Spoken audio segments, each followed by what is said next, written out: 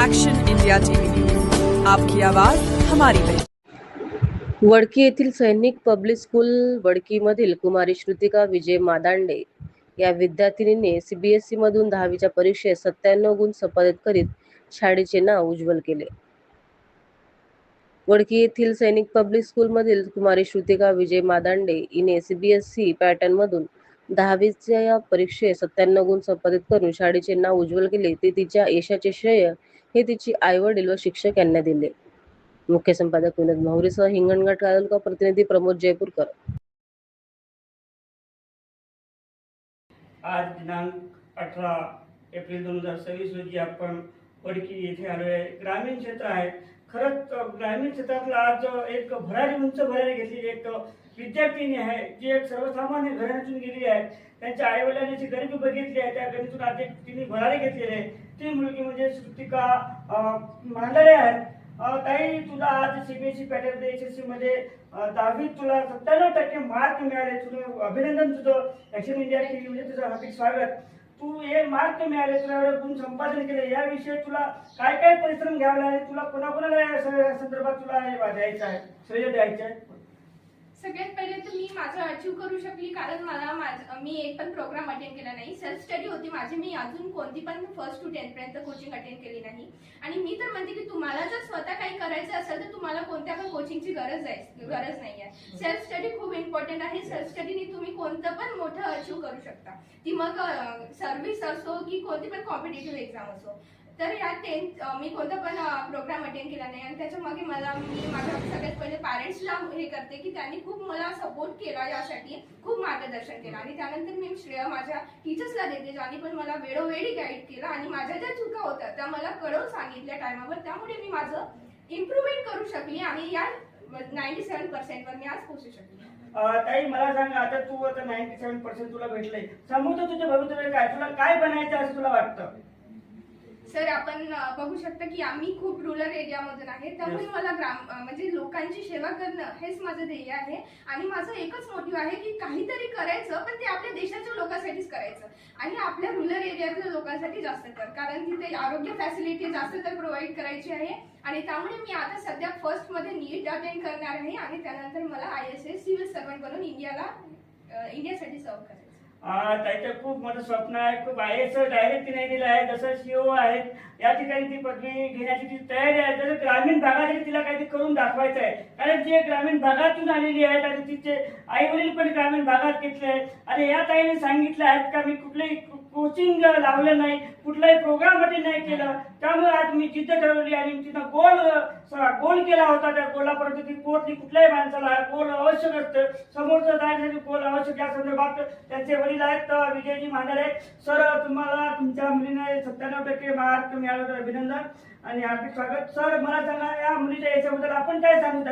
त्या ताईने सांगितलंय का मी कोचिंग लावलं नाही, पण सर तुम्ही स्वतः शिक्षक असल्यावर कोचिंग लावायची गरज पडली नाही, त्याबद्दल आपण काय सांगा? तुम्ही कोचिंगचं तुम्ही स्वतः मार्गदर्शन केलं का तिला? खरं तर जिद्द, चिकाटी, धैर्य हे माणसाच्या म्हणजे मनामध्ये असली तर माणूस यशाला निश्चितच गवसणी घालत असतो। मी तिला फक्त प्रेरणा देत गेलो, तिला मार्गदर्शन म्हणजे फक्त प्रेरणा देत गेलो, आलेल्या अडचणी सोडवत गेलो आणि त्या पद्धतीनं तिने तो मार्ग अवलंब केला आणि जास्तीत जास्त अभ्यासाला तिने वेळ दिला। आज सर तुम्ही एक शिक्षकी पेशात आहे, तुम्ही जिल्हा परिषदेला शिक्षक आहे आणि तिनं डायरेक्ट सांगितलं का IAS पर्यंत जायचं आहे, त्यासाठी तुमचं काय म्हणणं आहे? निश्चितच तिचं स्वप्न पूर्ण होणार आहे, बिलकुल। आणि मी एक ग्रामीण भागातील आपलं वास्तव्य आहे, आपला जन्म ग्रामीण भागामध्ये आहे, तर तिच्या हातून एक आरोग्य विभागामध्ये तिनं जाऊन लोकांच्या आरोग्याची काळजी घ्यावं, लोकांची सेवा करावी। कारण आपले बरेचसे आपण हॉस्पिटल बघतो आहे, अतोनात लोकांचा पैसा खर्च होत आहे, पण एक तुझ्या हातून जर चांगली एक सेवा होत असेल तर त्या माध्यमातून तुला ती सेवा करायची आहे।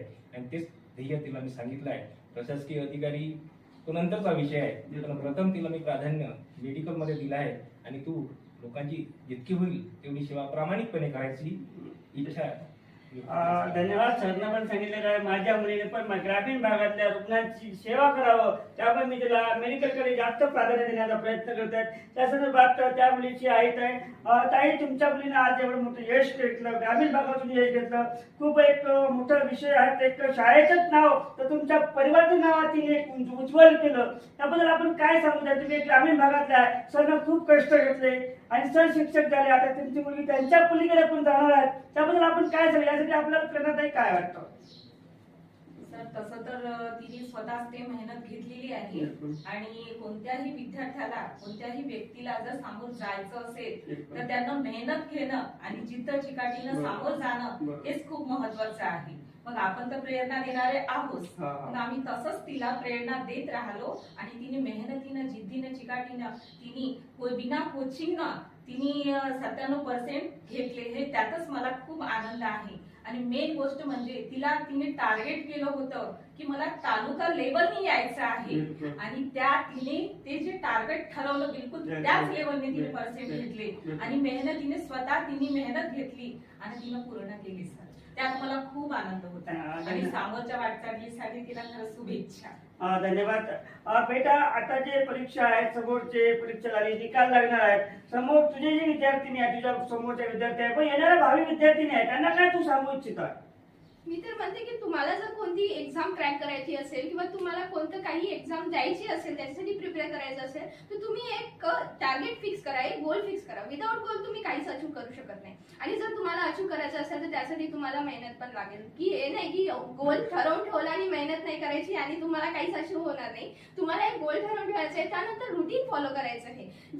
म्हणजे घंटे वाईज नाही, पण नेमकं तरी 5-6 घंटे तरी तुम्हाला डेलीचं वाचायचं आहे आणि ते पण प्रामाणिकपणे. असं नाही की 11 घंटे मी वाचत आहे पण त्यातलं फक्त 2 घंटे पॉझिटिव्हली जात आहे, ऍक्टिव्हली अभ्यास जात आहे, ते तसं नाही.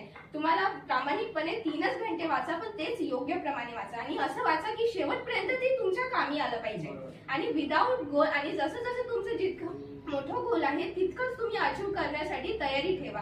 आणि विदाउट कोचिंग पण तुम्ही प्रत्येक कॉम्पिटेटिव्ह एक्झाम झालं, कोणती पण एक्झाम झालं, तुम्ही अचीव करू शकता. फक्त स्वतःवर विश्वास ठेवा, टीचर्सच्या गाईडलाईन बरोबर फॉलो करा आणि जे स्टडी रुटीन आहे ते पण बरोबर ठेवा विदाउट डिस्ट्रॅक्शन. धन्यवाद. ताईने सांगितलं का जे येणाऱ्या विद्यार्थ्यांसाठी पण तिने चांगल्या अशा पूर्वसूचना दिल्या आहेत, संदेश दिले आहेत, जेणेकरून समोरचे विद्यार्थी पण ताईचं आचरण करतील असं तिने सांगितलं आहे. परत त्या विद्यार्थिनीचे परत ऍक्शन इंडियातर्फे हार्दिक स्वागत आणि पुढील वाटचालीस हार्दिक शुभेच्छा. ऍक्शन इंडिया मुख्य संपादक विनोद मावळेसह हिंगणघाट, तालुका प्रतिनिधी प्रमोद जयपूरकर.